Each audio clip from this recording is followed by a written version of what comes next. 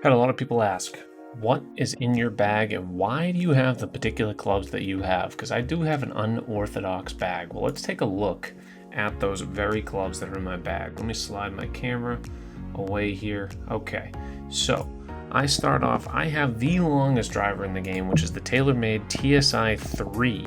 Now this is, you have to have, I believe, the Battle Pass or whatever it's called to unlock this. And then within the drivers, you can choose a higher loft, which gives you a longer yardage. 296 is the absolute longest out of any driver. You can kind of compare it against other ones. The very similar one is going to be, which one is it? I think it's a Bridgestone. You could choose this Bridgestone, however, it only has 10.5 degree loft, so you can only get up to 295 on that. So your best bet, if you can, is the Titleist TSI 3, otherwise go with that Bridgestone. And for competitions, it really is important to have that 296 carry. I do also have the longest 3-wood in my bag, which is I believe this is the longest 3-wood. Let's take a quick look. Yeah, there's also the Bridgestone. I personally just have the TaylorMade Sim 3-wood, goes 248 yards, really going to help you on those long par 3s. And you know, the distance is very, very key for competition in this game. The other key thing is forgiveness, okay? So you do want to have some flexibility there, unless you're hitting perfects every single time, good tempo. If you're not hitting tempo, then you're going to get killed.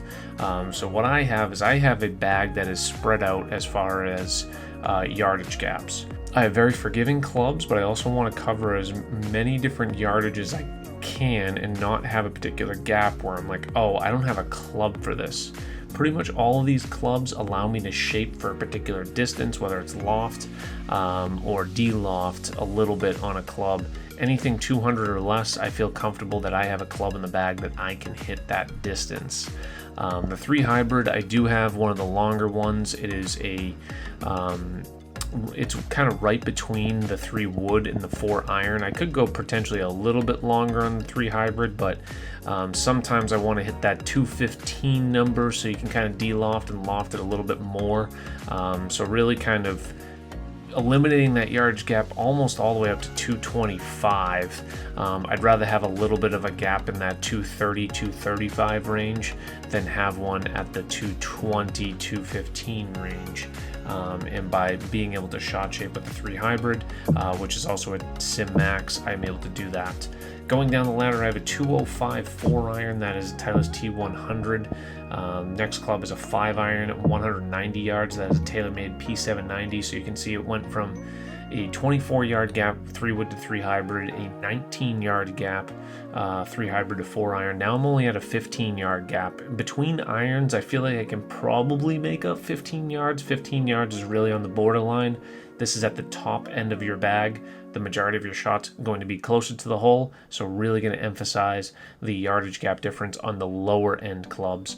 Next up is a 6 iron, 14-yard gap. We're now down to a Titleist T200. You will see it is a mixed bag, as I mentioned, to cover these yardage gaps. Now we're dropping 13 yards to 163-yard carry, HBS Classic F01. We then go to a 151, now a 12-yard gap. This is a TaylorMade Sim Max. Next up, 9 iron, back up to a 13, so that's kind of the smallest yardage gap that I'm going to have in the bag is 12 yards. If you choose all of 1 iron set, you're probably going to be left with somewhere between 7 to 9 yards between clubs, and then at some point in your bag, you're going to have that 25-yard gap, and it's going to be really difficult to play those shots. So I choose to do this mixed bag in order to space those yardages out a little bit. Now we're going up again, 13 yards here, 9 iron. This actually might be more beneficial if we can find a 139 9 iron, so I'll have to circle back and see if I can find that. That's a Titleist T300. Pitching wedge, 48 degrees. This is a Titleist SM8, 126-yard carry, dropping 12 yards. Now going back up to 14-yard gap, Ben Hogan equalizer. We also have a sand wedge, Ben Hogan equalizer, and we have a lob wedge, Ben Hogan equalizer. The wedges actually have decent gaps in it, and I'm pretty comfortable with this lob wedge at 85 yards. These wedges will also play at, I want to say 54, 63, and 76 yards on pitches. So it really kind of goes down to that next level where it's about 9-yard gaps really on the pitches, all the way down to 50. And then anything sub 50, I'm doing a flop. Anything sub flops, you're doing splashes. So this is why I have the bag I have. Sometimes I put little custom shafts on to make it look a little snazzy. It looks like it's just my putter and my driver. But feel free to customize those. All you have to do is press Y. You'll be able to do shafts and grips in here if you were unaware of that.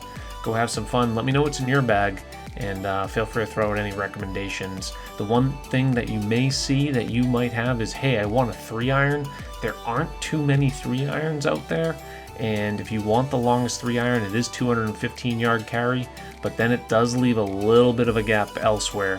For example, if I didn't have a 4-iron and I had a 3-iron, which was that 215 carry, I would have 25 yards down to my 5-iron. So I would have to slide everything up a little bit, expanding that yardage gap all the way down the list. Good luck.